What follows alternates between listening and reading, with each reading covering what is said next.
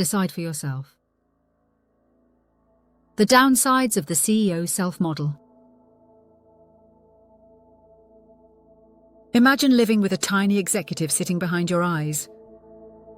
Suit, tie, and all. Making every decision, evaluating every thought, signing off on every emotion before it's allowed to exist.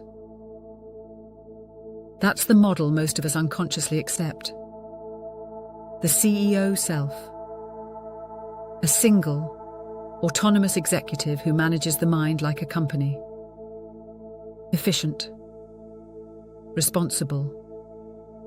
Always in charge. But here's the twist. The more you identify with that internal CEO, the more you begin to suffer from the same ailments that plague every overworked executive. Burnout, control anxiety, and the illusion that everything depends on you. Let's unpack that. The CEO self-model assumes that there's a centralized commander, directing all mental traffic, deciding what you feel, think, or do. It's comforting. It explains why we say, "I decided," or "I made a mistake." But neuroscience tells a different story. Decisions don't arise from a single control room.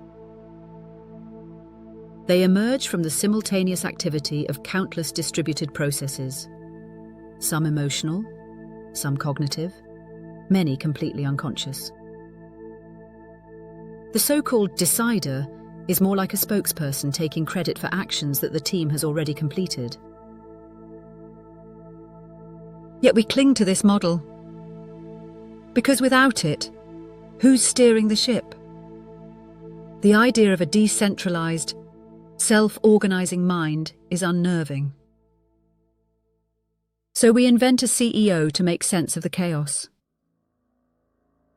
And in doing so, we create an impossible job description. Manage every thought, suppress every distraction, and maintain total control. Inevitably, the system collapses. When the CEO self can't stop intrusive thoughts or control emotions, we feel like failures, like bad managers of our own minds. Every bout of sadness or confusion becomes a performance review. Anxiety rises, self-criticism grows sharper, and spontaneity starts to look dangerous. After all, what CEO wants surprise? But creativity, compassion, and joy are surprise. They emerge from the parts of the mind that refuse to obey the org chart. The CEO self doesn't nurture them. It tries to schedule them. And that's where the suffering begins. On a cultural level, the CEO self mirrors the world we've built.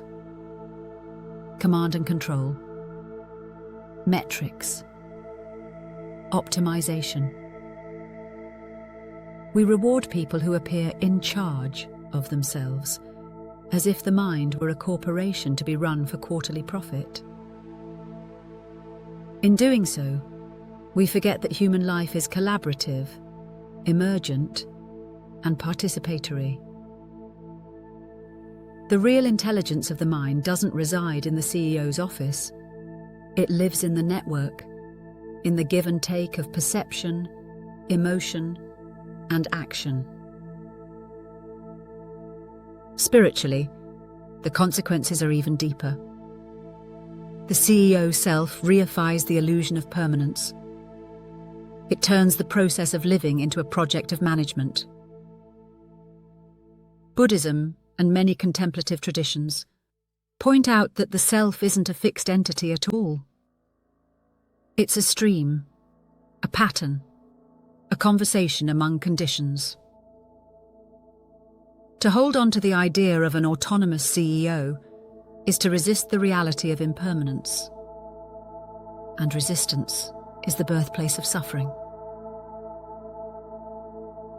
So what happens when the CEO resigns? When the executive illusion steps aside? Paradoxically, everything begins to function more smoothly. Thought and action realign with circumstance. Attention flows where it's needed. The bureaucracy of control dissolves into a kind of natural order, an order that doesn't need a manager. You don't lose yourself when the CEO steps down.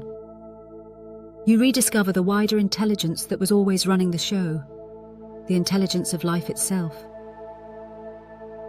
Decide for yourself. Is it really you who's deciding? Or has the mind been running just fine all along, waiting for the CEO to finally let go of the wheel?